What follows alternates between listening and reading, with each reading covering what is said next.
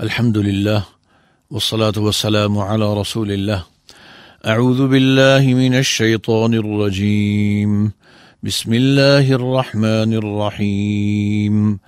وإن للذين ظلموا عذابا دون ذلك ولكن أكثرهم لا يعلمون.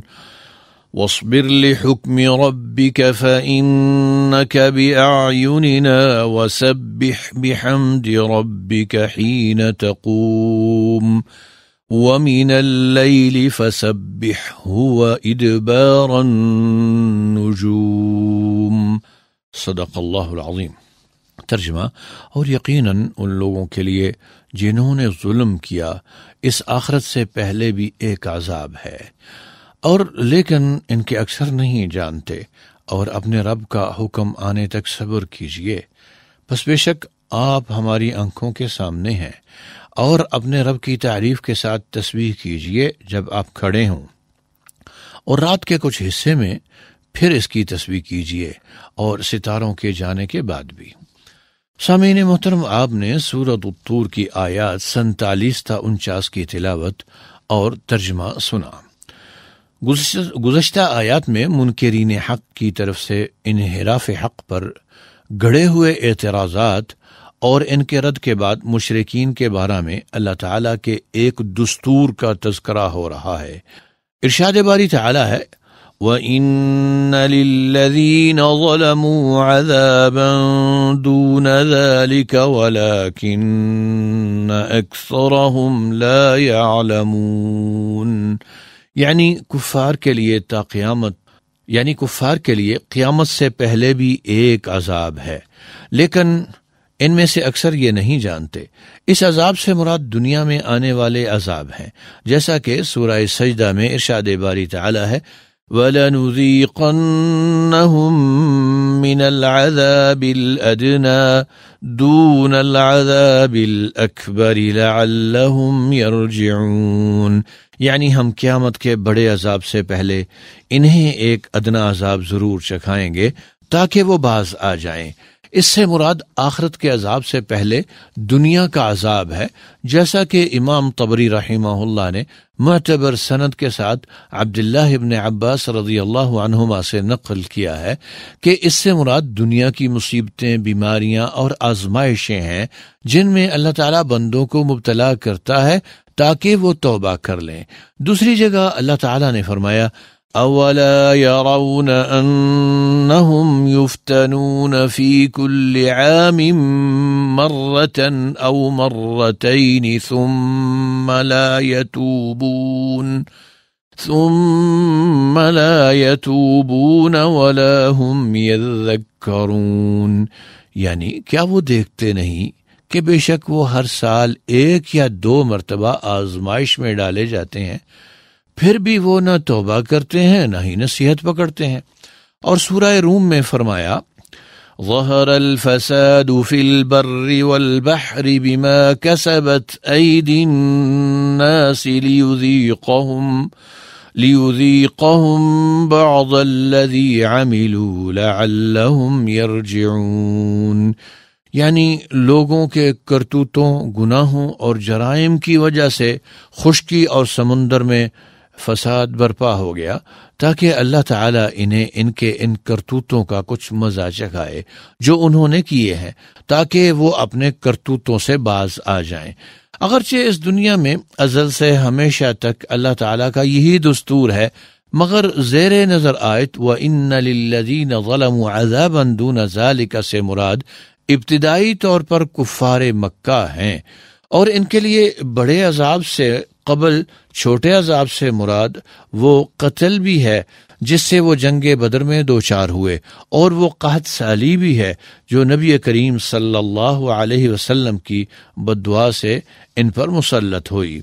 وَلَكِنَّ أَكْثَرَهُمْ لَا يَعْلَمُونَ، یعنی دنیا میں ان پر مختلف مصیبتیں اور عذاب آتے ہیں جن کا مقصد یہ ہوتا ہے کہ وہ پلٹ آئیں اور توبہ کر لیں، مگر ان میں سے زیادہ تر لوگ نہیں جانتے کہ ہم پر یہ مصیبتیں کیوں آئیں۔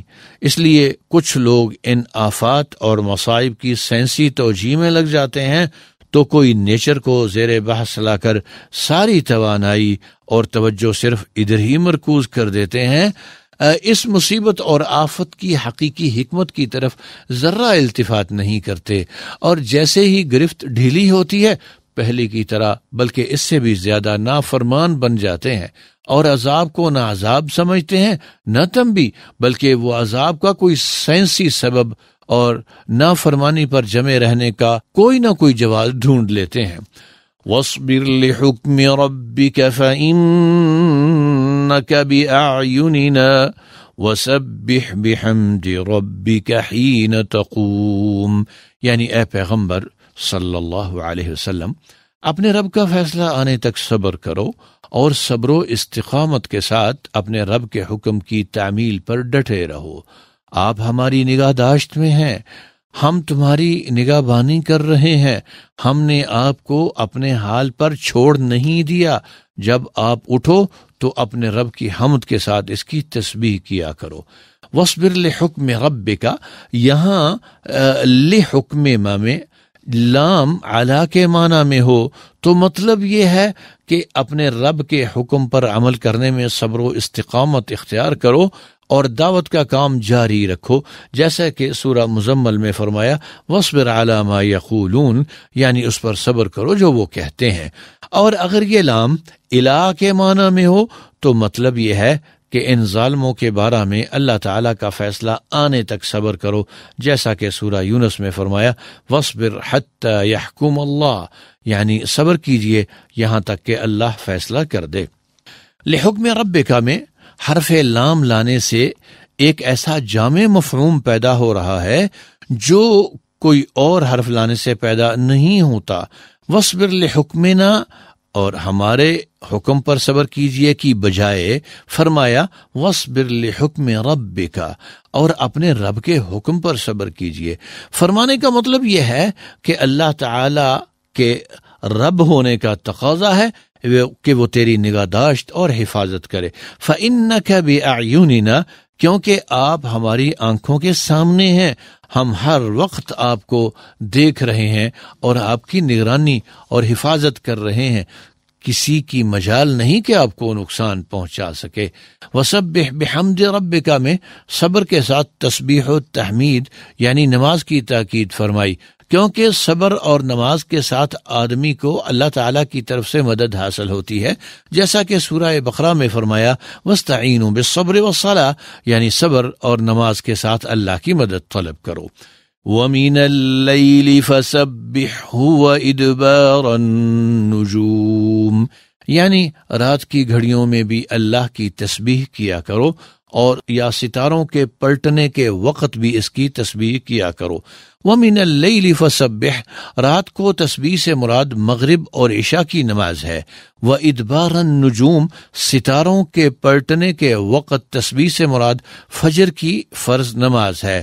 بعض حضرات نے اس سے مراد فجر کی نماز سے پہلے کی 2 رکعت لی ہیں، مگر امام طبری فرماتے ہیں کہ یہاں فسبح امر کا صیغہ ہے جو فرض کے لیے ہے، اس لیے اس سے مراد فرض رکعتیں ہیں۔ خلاصہ یہ کہ ان آیات میں 5 نمازوں کا حکم ہے، جس کی تفصیل کچھ یوں ہے۔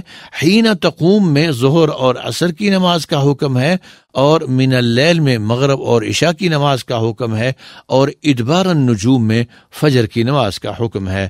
اللہ سبحانہ و تعالی سے دعا ہے کہ ہمیں قرآنی تعلیمات پر چلنے کی توفیق عطا فرمائے، آمین، وباللہ تعالی التوفیق۔